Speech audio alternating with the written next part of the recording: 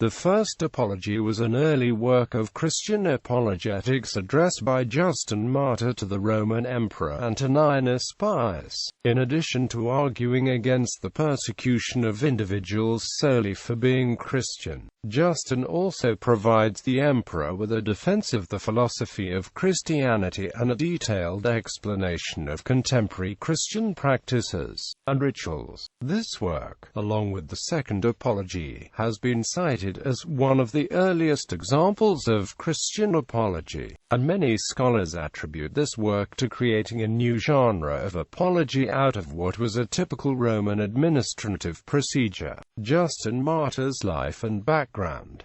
Justin Martyr was born in Flavia Neapolis, a Greek-speaking town in Syria Palestina within the Roman Empire. In the dialogue with Trypho, Justin explains how he came to Christianity after previously passing through the schools of Stoicism, Peripateticism, and Pythagoreanism. After becoming interested in Platonism, Justin eventually converted to Christianity after an encounter with an old man, which Justin describes in the dialogue as a love of the prophets, and of those people who are friends of Christ possessed me. Quote, the equating of Christianity with philosophy is important for Justin, as it explains the importance of the apologies in defending Christianity in philosophical terms. The first apology is dated to between 155–157 CE, based on the reference to Felix as a recent prefect of Egypt. Robert Grant has claimed that this apology was made in response to the martyrdom of Polycarp,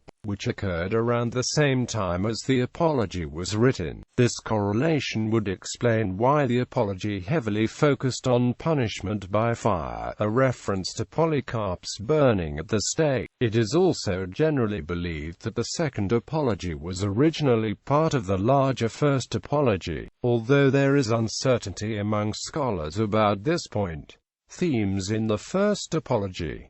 Addressing criticisms of Christians. In the early chapters of the first apology, Justin discusses the principal criticisms of contemporary Christians, namely, atheism, immorality, and disloyalty to the empire. He first argues that the name of Christianity by itself is not reason enough to punish or persecute, and he urges the empire instead to only punish evil actions, writing, "For from a name neither approval nor punishment could fairly come, unless something excellent or evil in action can be shown about it." Quote, he then goes on to address the charges more directly, in which he argues that they are atheists toward Roman gods, but not to the most true God. Quote, he acknowledges that some Christians have performed immoral acts, but urges officials to punish these individuals as evildoers rather than Christians. With this claim, Justin demonstrates his desire to separate the Christian name from the evil acts performed by certain individuals,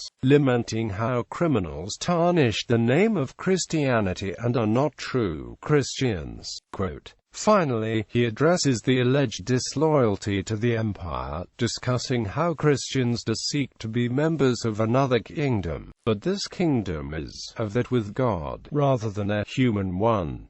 Jesus Christ as the Logos. Justin goes to great lengths in the first apology to defend Christianity as a rational philosophy. He remarks at how Christianity can provide moral teaching for its followers, and how many of the Christian teachings parallel similar stories in pagan mythology, making it irrational for contemporary pagans to persecute Christians. One of Justin's most important themes involves his description of the Logos, a philosophical concept of order of reason and knowledge. Throughout the first apology, Justin argues that Jesus Christ is the incarnation of the Logos, which leads him to the proof that any individual who has spoken with reason, even those who lived before Christ, connected with the Logos in the form of Christ, and is thus, in fact, a Christian. This theme is paramount to understanding Justin's defense of Christianity, and was a groundbreaking statement in Christian apologetic writing. The use of the term Logos indicates that Justin likely drew upon prior philosophical teachings, but Justin makes the argument that these teachings represent only partial truth because they possess and are connected with only part of the overall logos. For Justin, Christianity represents the full truth, meaning that Christianity is not only a meaningful philosophy, but it also completes and corrects prior thought to achieve the highest level of knowledge and reason.